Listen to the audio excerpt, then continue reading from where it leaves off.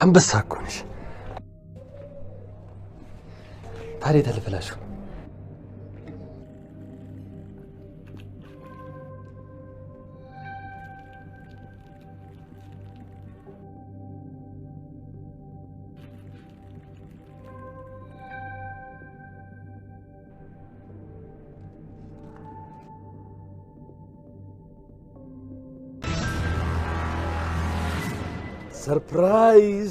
ሰርፕራይዝ የእህቴ ልጅ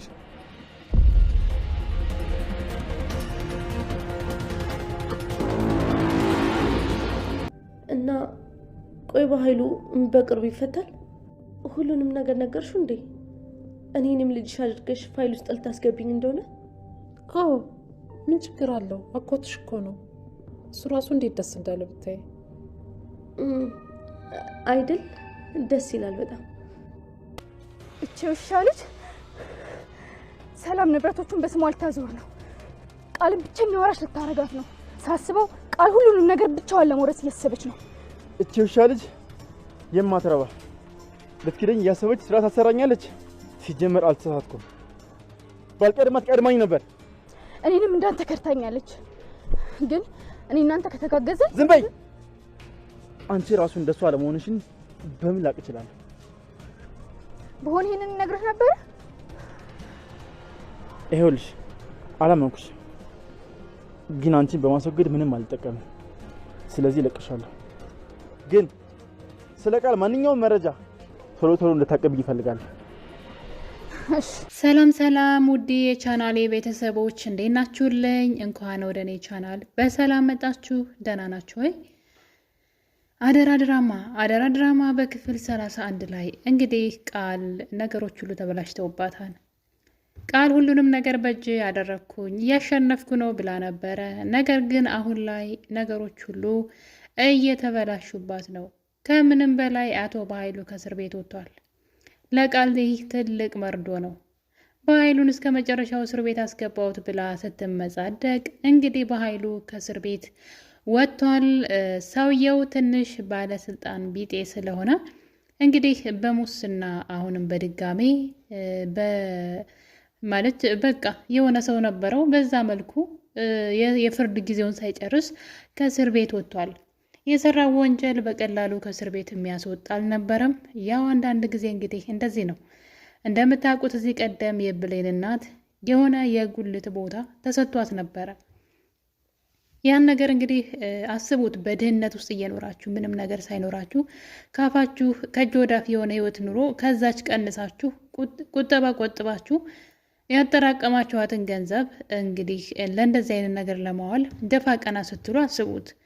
ከዛ እንደዚህ አይነት እንደ በኃይሉ አይነት ሰዎች ደግሞ ስልጣናቸውን ተጠቅመው ያን ነገር አይታችኋል። እንግዲህ ወይዘሮ ገነትን ወረቀት ቅድድድ አድርጎ ሲጥልባት ገንዘቧን ተውት፣ ቆጥባ የተሰቃየችውን ገንዘብ ተውትና ከአንዱ ቢሮ ወደ አንዱ ቢሮ ፈርሙልኝ እያለች ስትንከራተት የስንት ሰው ፊት እየገረፋት እየተፈረመላትን ወረቀት ነው እንግዲህ አንተ ብቻ የምትፈርምበት ቦታ ነው የቀረው እንጂ ሁሉም ሰው ፈረመውልኛል እባክህ ነው ያለችው። እሱ ግን ወረቀቱን ቅድድድ አድርጎ ፊቷ ላይ ነው የወረወረው። ማንም ሰው አልጠየቀውም። ያ ማለት በኃይሉ እንግዲህ በገንዘቡ በስልጣኑ ምንም ነገር ማድረግ እንደሚችል ነው የሚያሳየው። እናም እንግዲህ አቶ በኃይሉ እስር ቤት በቃል ምክንያት ገብቷል። ቃል መቼም ተመልሶ አይመጣም፣ ምንም አያደርገኝም ብላ ነበረ አቶ በኃይሉን ወደ እስር ቤት ያስገባችው። ነገር ግን ነገሩ እንዳሰበችው እየሆነ አይደለም። እንግዲህ የገዛ ጓደኛዋን ሄለንንም ሳይቀር ሳሚን እንዲያስወግድላት ነግረው ነበረ። ልጅቷ ተመልሳ ወደዚህ ቤት እንዳትመጣ ሚስጥራችንን አውቃለች በማለት ሳሚን እንግዲህ ስታታልለው እያየን ነበረ። ሳሚ ግን ከቅርብ ጊዜ ወዲህ ቃልን ማመንትቷል። ቃል ምን እያደረገች ነው? እኔንስ የበኃይሉን አይነት እጣ ፈንታ ብትሰጠኝ ሚስጥሬ እኮ እጇ ላይ ነው ብሎ ነበርና በመጨረሻም እንግዲህ አንድ እድል አለው። እሱም ዳግም ነው። ዳግምን ተጠቅሞ ፍላሹን መውሰድ። እናም እንግዲህ ዳግም ለዚህ ፍላሽ ሲል ዋጋ ከፍሏል ማለት አስቡት። እንግዲህ ቃል ስመዋለች። በነገራችሁ ላይ ዳግምን በጣም ነው የሚደብረው፣ ግን በቃ አንዳንዴ ዋጋ ትከፍላላችሁ፣ ህይወት ዋጋ ታስከፍላችኋለች። እና እንግዲህ ቃል ዳግም ማለት ነው የማይፈልገውን ነገር አድርጎ ፍላሹን ያገኙት ይመስለኛል። ያ ፍላሽ እንግዲህ ቃል የምትመጻደቅበት ነው። ሁሉንም ሰው የምታስፈራራበት ወይም ደግሞ የእሷ አለቃ የሆኑ ሰዎችን የምታስፈራራበት፣ አቶ በኃይሉን እንኳን ሳይቀር በዛ ፍላሽ ማስፈራራት ትችላለች። እናም በመጨረሻም እንግዲህ ፋይሉን በእጇ ካስገባች በኋላ ቀን ጠብቃ በኃይሉን ወደ እስር ቤት አስገብታ በድጋሚ እንግዲህ ከበኃይሉ የተረፉ ስራዎችን ሳሚ እንዲሰራላት ስታደርግ ያየን ነበረ እና የገዛ ጓደኛዋን እንግዲህ እንዲያስወግዳት ለሳሚ ከነገረችው በኋላ ሳሚ ግን ይህን ነገር ማድረግ አልፈለገም። ሆን ብላ ወንጀል ልታሰራ ይፈልጋ ነው የሚሆነው። ስለዚህ ስለ እሷ ማወቅ አለብኝ ብሎ ጓደኛዋን እንግዲህ መንገድ ላይ እንደምታዩት አግኝቷት ነበረ። እናም እንግዲህ አፍኖ እኔ ምንም አላደርግሽም፣ ነገር ግን አንቺ ለእኔ ቀኝ እጄ ሆነሽ ቃል እያንዳንዱ እርምጃዋን ምን ልታደርግ እንደሆነ ትነግርኛለሽ፣ አንቺ በሰላም ትኖሪያለሽ፣ አይ ካልሽ ግን ከኔ አታመልጭም ይላታል። እንግዲህ ብሌን ሄለን ማለት ነው ይቅርታ፣ ሄለን በሀሳቡ ተስማምታለች። እናም እንግዲህ ለእሱ አንድ መረጃ አድርሰዋለች። ቃል የሰላምን ንብረት ለመውረስ ሰላም የልጅነት ቅጽ ውስጥ አስገብታታለች፣ ውርስ ውስጥ አስገብታታለች ብለዋለች።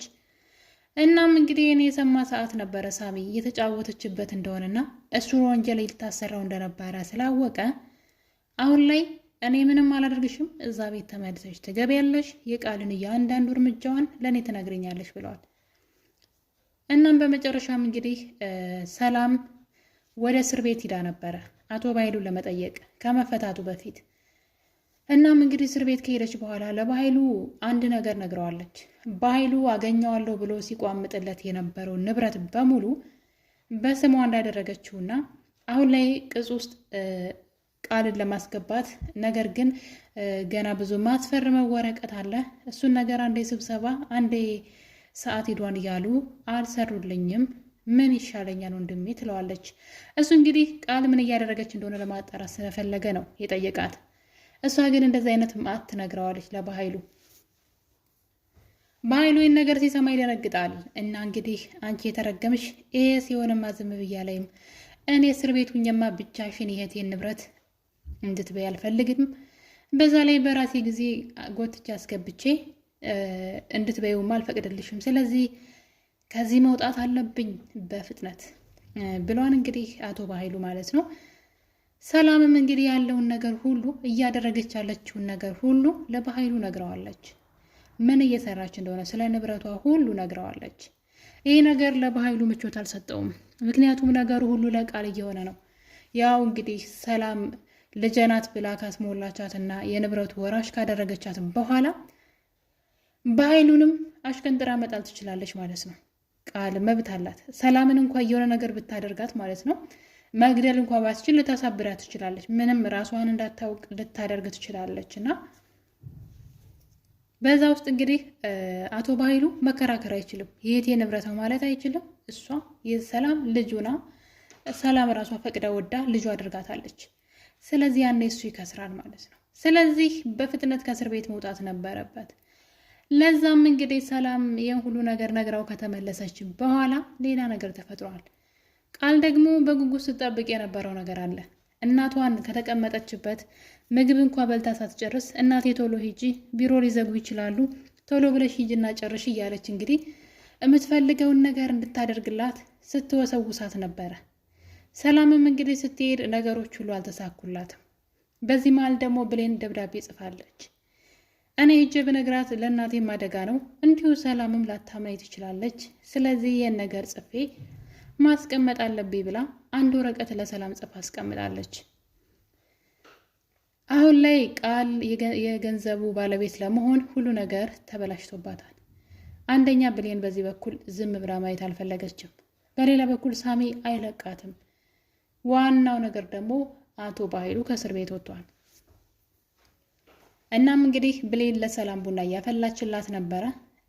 ሰላም በር ላይ መድረሷን ስታቅ ነበር ተነሽ ብላ እንግዲህ ብሌንን አስነስታ ለእናቷ ቡና እያፈላች አስመስላ እናቴ እንኳን መጣሽልኝ እያለች እንግዲህ በቡና እሷ ያፈላች መስላ ስታስመስል ነበረ። ነገር ግን ምኞቷ ስላልተሳካ ደግሞ ምንም ማድረግ አይቻልም። የክፋት እንግዲህ ደመወዙ መልሱ ያስጠላል። እና ቃል እንግዲህ እንደዛ ተስገብግባ ልጅቷ ባፈላችው ወይም ደግሞ ልጅቷ ባዘጋጀችው ቡና ወይም ደግሞ የሆነ ነገር ምንም ነገር ይሁን ሰዎች ለሰዎች ያደረጉትን ነገር እኔ ነኝ ብሎ ገብቶ ማድረግ ምን ያክል ዋጋ እንደሚያስከፍልና ክብር እንደሚያሳጣ እንግዲህ ከቃል ማየት ነው። እናም በደስታ እንግዲህ እናቷን የሄድሽበት ተሳካልሽ ወይ እናቴ ትላታለች። ነገር ግን ሰላም ነገሩ እንዳልተሳካ አንዴ ስብሰባ አንዴ ምሳ ሰዓት ደርሷን ሰዓት ሂዷን እያሉ አልሰሩልኝም። በጣም ከባድ ነው የአንቺ ኬዝ። ስለዚህ አጎትሽ ከእስር ቤት ሲወጣ እራሱ በኃይሉ ያሰራልሻን አለቻት። ይሄ ነገር ለቃል አልተመቻትም። በጣም ነው የደነገጠችው። በኃይሉ ሊፈታ ነው ብላ እንደገና መደንቀጥ ትጀምራለች። ለምንድን ነው የበኃይሉ ስም ሲጠራ እንደዚህ የምደነግጭው? ለምንድን ነው እንዲፈታ የማትፈልግ ብትላትም ቃል ግን አሁንም መፍራቷን አልተወችም። የአቶ በኃይሉን ስም ስትጠራ እንግዲህ እየፈራች ትገኛለች። ሰላምም እየተጠራጠረቻት ይመስለኛል። በመጨረሻም እንግዲህ አቶ በኃይሉ እኔ ከእስር ቤት ስወጣ ይህን ነገር እኔ ያስተካክልልሻለሁ እህቴ አትቸገሪ ብሏት ነበረ። ለዛም ሰላም አሁን ላይ ወረቀቱን ማሰራትታ በኃይሉን እየጠበቀች ነው። ያ ማለት እንግዲህ ቃል ባዶ እጇን ቀረች ማለት ነው። እናም ብሌን ደግሞ ይህንን የሳሚን ፍላሽ ማለት ነው ያው ጉዱ የአቶ በኃይሉም ጭምር ነው። ነገር ግን እዛ ላይ የሳሚ የሰራቸው ስራዎች ወንጀል ተቀምጧል። እናም ይህን ነገር እንግዲህ እናትህን እገላታለሁ እኔ እናትህን እንዳገናኘው አንተ ደግሞ ከቃል ላይ ያንን ፍላሽ ሰርቀህ አምጣ ብሎት ነበረ። እናም እንግዲህ ዋጋ ከፍለዋል ለዚህ ነገር። ቃልን ወደ ዳግም መኝታ ቤት እንድትሄድና ብቻውን እንደሆነ አብራው እንድትሆን ይጠራታል። ዳግምን ስለምትወደው ቃል ማለት ነው ማለት በጣም ራሷን አዋርዳ ነበር እንግዲህ ሄደችው ወደሱ ማለት ነው። ብሌን ግን የነገር ምንም ባላስደስታትም ነገር ግን የእናቷ ጉዳይ ሆኖባት ነው። እናም እንግዲህ እንደምንም ብላ የቃልን ላፕቶፕ በመክፈት ፍላሹ ላይ ያሉ ነገሮችን ወስዳለች። የተጫነውንም ነገር አጠፋፍታለች ማለት ነው። እንግዲህ ቃል ምናልባት ከነሱ የተሻለ ብልጥ ሆና ፍላሹ ሌላ ቦታ ደብቃ አስቀምጣ ሌላ ምክንያቱም ኮፒ አድርጋ አስቀምጣ አንዳንዴ አርቀው የሚያስቡ ሰዎች ይሄ ነገር እንደዚህ ቢሆን ይሄ ነገር ተቀማጭ ይሁን መጠባበቂያ ብላ ሌላ ቦታ አስቀምጣ ካልሆነ በቀረ አሁን ላይ ያለው በሙሉ ግን ጠፍቷል። ቃል አሁን ላይ ማንንም ሰው የምታስፈራራበት ምንም አይነት መረጃ የላትም ማለት ነው። ብሌንም እንግዲህ ያለውን ነገር ሁሉ ከወሰደች በኋላ በፌስታል ጠቅላ እንግዲህ የምትወለውለው ልብስ መወለያ ውሃ ውስጥ ነበር ያስቀመጠችው። ምክንያቱም ልጅቷ ከመጣች እንደምትፈትሻት አውቃለች። በዛ ላይ ቃል አሁን ላይ በጣም ተጠራጣሪ ሆናለች። እያንዳንዱ የሚያወሩትንም ንግግሯንም የምታደርገውን ነገር ሁሉ መጠራጠርና መፍራት ጀምራለች። ለዛም እንግዲህ ያለ ወትሮዋ ብሌንን ከክላሴ ውጭ ስትላት ነበረ። ክላሴ ውስጥ ምን ታደርጊያለሽ ብላ እንግዲህ ስትጮህባትም እያየን ነበር። በመጨረሻ ግን እሷን ቃል ጋር ልካ ወደ ክላሷ በመሄድ እንግዲህ ብልጠቷን ተጠቅማ ብሌን ፍላሹን ወስደዋለች። ቃል እንደተለመደው ወደ ክላሷ እንግዲህ ተናዳ ዳግም ገፍትሯት ነበረ ከሳመችው በኋላ ምንም በነገራችን ላይ ጥበብን መጠቀም ይችል ነበረ። እሷን እያባበለ ምናምን ማቆየት ይችል ነበረ። እንድትስመው ራሱ አለመፍቀድ ይችል ነበረ። ምክንያቱም ካባበላት እንደዛ አታደርግም። እሱ ግን ዝም ብሎ እንደ ገደል ዛፍ ተገትሮ ዝም ነበር ያላትና ስትስመው ይሄ በጣም እንግዲህ ከብሌን ጋር ላላቸው ሪሌሽንሽፕ ወይም ደግሞ የፍቅር ግንኙነት በጣም የሚያስጠላ ነገር ነው። ብሌን በይቅርታ ታልፈው ይሆን ይሄን ነገር ከዳግም ጋር ሌላ ሰጣ ገባ ውስጥ እንዳይገቡ በዚህ የተነሳ እና እንግዲህ ዳግም ስትስመው ዝም ማለቱ እኔ ምንም አልተዋጠልኝም። ፈልጎት ከሆነ እንግዲህ አላውቅም። ነገር ግን በብዙ ነገር ማባበል ይችል ነበር። ቀጥታ እንደሄደች ነው የሳመችውና በመጨረሻም እንግዲህ በስሜታዊነት ገፍትሮ ጥሏት እሷም እያለቀሰች ወደ ቤት ስትሄድ ነበረ። ዳግም ወጥቶ ብሌን ይቅር በይኝ እያለ ሲል ሰምታለች። እናም ሆም ብለው እንዳጠመዷት ተሰምቷታም ቃል ማለት ነው። እናም እንግዲህ እየሮጠች ወደ ክላሷ በመሄድ ብሌንን አግኝታታለች። ብሌንንም አንገቷን አንቃ እንግዲህ አንጠልጥላ ምን እያደረግሽ ነበረ? የሆነ ነገር እየሰረቅሽ ነው ብላ ብታስፈራራትን ብሌን እንግዲህ ትንፍሽ ማለት አልቻለችው። በቻለችው መጠን እንግዲህ ፈትሻ ነው ከክላሷ ያስወጣቻት። እናም ፍላሹ አሁን ላይ እጃቸው ገብቶ ለሳሚ ያስረክበውታል። ይሄ በጣም ደስ የሚል ነገር ነው። ምክንያቱም ከዚህ በኋላ ቃል ማንንም ሰው በፍላሹ ማስፈራራት ስለማትችል ማለት ነው። በዛ ላይ ደግሞ አቶ በኃይሉ ከእስር ቤት ወጥቷል። ድጋሚ እስር ቤት አስገባዋለሁ ብላ የምትዝትበት ነገር የለም ማለት ነው። ስለዚህ ከዚህ በኋላ ቃል ሰላም ቤት የመቆየቷ ነገር ትንሽ አሳሳቢ ነው ማለት ነው። በቃል በኩል አገኘው ያለውን የሰላምን ንብረት አቶ በኃይሉ ሊያገኘው የሚችል አይመስለኝም። ሌላ ዘዴ ካልዘየደ በስተቀረ ከዚህ በኋላ ቃል እዛ ቤት የመቆየቷ ነገር አጠራጣሪ ነው። በዚህ ሁኔታዋ አጋጣሚዎቹን ስታገኝ ሁሉንም ሰው አባራ ብቻዋን ለመውረስ የምትጥረው ቃል ማለት ነው። በዛ ላይ ሰላም አሁን ላይ በእሷ በጣም እየተናደደችባት ነው። በምታደርገው ነገር ሁሉ ግራ እየተጋባች ነው። ጓደኛዋን ከቤት እንድታባረርላት ብትጠይቃትም እሷ ግን ሳሚን አስወግዳት ብለው ስለነበር ከዛሬ በኋላ ቤት አትመጣም፣ አታስቢ እናቴ ተነጋግረን ሄዳለች እና መልሳ ደግሞ ስለ ጓደኛዋ መጥፎ እንደውም እያወራች ነበርና መጀመሪያ ማሳዘናኝ ነው እንጂ ልጅቷ መጥፎ ናት እያለች እንግዲህ የአፏን ሳትጨርሰው ነበር ልጅቷ ተመልሳ ወደ ቤት የመጣችው። አሁን ላይ ልጅቷ የምትሰራው ለሳሚ ነው። አቶ በኃይሉም ተፈቷል። ቃልም እንግዲህ እዛ ቤት የሚያደርጉትን ነገር ሁሉ ለሳሚ ወሬውን ታቀብላለች ማለት ነው። በእርግጥ ሳሚ ቤተሰቦቹን ቢያገኝ በጣም አሪፍ ነው። አቶ በኃይሉን ከዳግም ጋር ሆነው ቢበቀሉት ብዬ አስባለሁ። ሌላው ደግሞ ብሌን ነች። ብሌን ዳግምን ተጠራጥረዋለች። ፍላሹን አግኝታ ከሰጠችው በኋላ ዳግም ደስተኛ አልነበረም። ምንድነው የተፈጠረ ነገር አለ ወይ ብትለውም ሊናገር አልፈለገም። ያ ነገር ብሌን እንድትጠራጠር አድርጓታል። የሆነ የተደበቀ ያልገባኝ ነገር አለ እንጂ ዳግም እንደዚህ አይደናበርም ነበረ እያለች ነው እንግዲህ ብሌን። ቃል ዳግምን እንደሳመችው ካወቀች ምናልባትም አብረው ላይ ቀጥሉ ይችላሉ። ወይም ደግሞ እንግዲህ አጋጣሚ ለሳሚ አሪፍ ሊሆንለት ይችላል ብዬ አስባለሁ። እና እንግዲህ ዳግም ደግሞ ወደ ወላጅ እናቱ ቤት ሂዷል። ለወላጅ እናቱ ስለ እናቱ እየነገራት ነበረ። እናቴን አግኝቻታለሁ፣ ነገር ግን እኔ ልጇ እንደሆንኩኝ አልነገርኳትም፣ እሷም እናቴ እንደሆነች አልነገርኳትም። ከነገርኳት በእኔም በሷም ላይ ሰዎች አደጋ ስለሚያደርሱብን ለጊዜው አልነገርኳትም እያላት ነበር። እና በጣም ነበር ገና ያሳዘነችኝና እንግዲህ እሱ ልጇ እንደሆነ ለእናቱ ቢነግራት ችግር አልነበረውም። ገነት ነገሩን ሚስጥር ታደርግላቸው ነበር። ውድ ቤተሰቦች አደራ ድራማ አሁን ላይ የብሌን እውነታዎች መውጫቸው ጊዜ የደረሰ ይመስለኛል። በቀጣይ ክፍል ምን ይፈጠራል የሚለው በጣም አጓጊ ነው። እስከዛው ድረስ የዛሬን አበቃን። ቸር ቆዩልኝ።